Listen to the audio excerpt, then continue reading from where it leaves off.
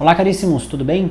Hoje é um dia muito especial de Quaresma, porque hoje Jesus nos convida ao perdão.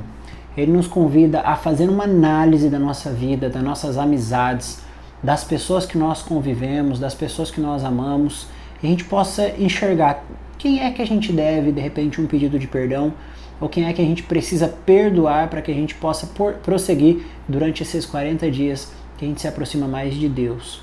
Por que eu estou te dizendo isso? Porque Jesus aqui ele começa o Evangelho nos dizendo que nós não devemos ser como os fariseus, que eles mais julgam do que agem. Santo Inácio de Loyola, cujo eu sou muito devoto, ele nos denomina, quase todas as pessoas, em duas semanas espirituais. A primeira semana espiritual é aquela pessoa que ainda está lutando contra os pecados mortais, que está lutando para cumprir os 10 mandamentos.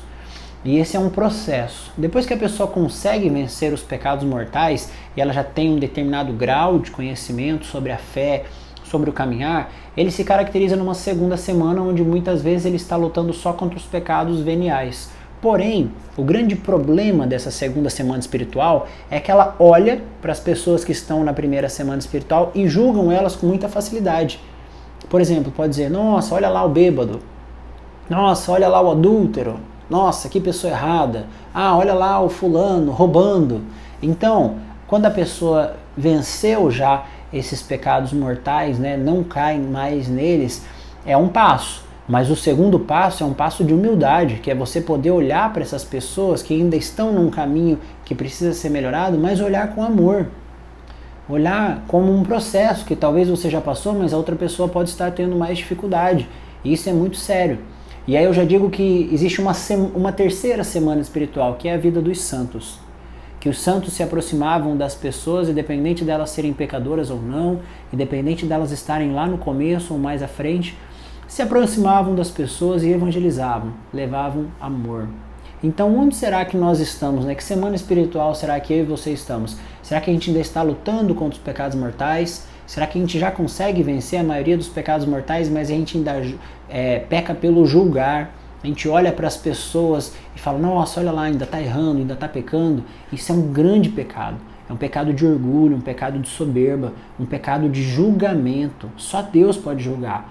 E o Evangelho de hoje diz justamente isso. A gente às vezes está com o olhar completamente como dos fariseus, como dos mestres da lei, que pensam que estão fazendo tudo dentro da norma, tudo da melhor forma, mas não param de julgar o próximo que ainda está começando uma caminhada. E saiba, muitas vezes a gente fecha as portas da igreja para essas pessoas.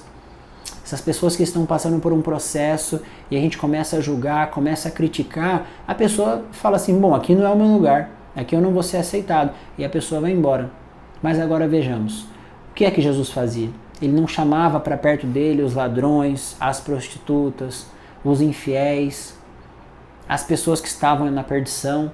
Ele falou que ele veio para os doentes. E aí a gente que se denomina cristão simplesmente ignora esses doentes e quer andar só com as pessoas santas, com as pessoas que só escutam música da mais alta santidade, com as pessoas que só se vestem com as roupas santas, com as pessoas que só têm os papos santos. Claro, essas convivências são fundamentais para que nós tenhamos as nossas raízes fixas naquilo que nós acreditamos. Mas nós precisamos também ir em direção ao outro, que ainda está num processo, para que nós possamos trazer ele, possamos levar para um processo de evangelização. E por fim, ficar nessa terceira semana espiritual, que é o convite nosso à santidade, que é o convite que Jesus nos faz para ser o corpo dele realmente, uma igreja em saída, como diz o Sínodo dos Jovens, que nós possamos chegar até as pessoas que precisam de evangelização e trazer elas para perto.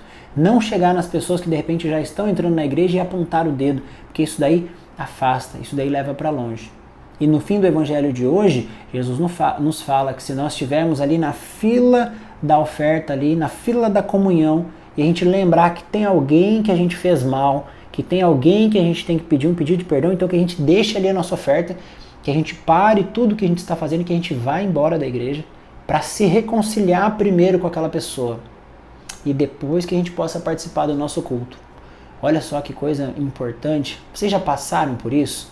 É realmente um processo de humildade muito grande pedir perdão, reconhecer que errou. E isso faz com que a gente seja visto com bons olhos por Deus e que a gente caminhe na nossa fé.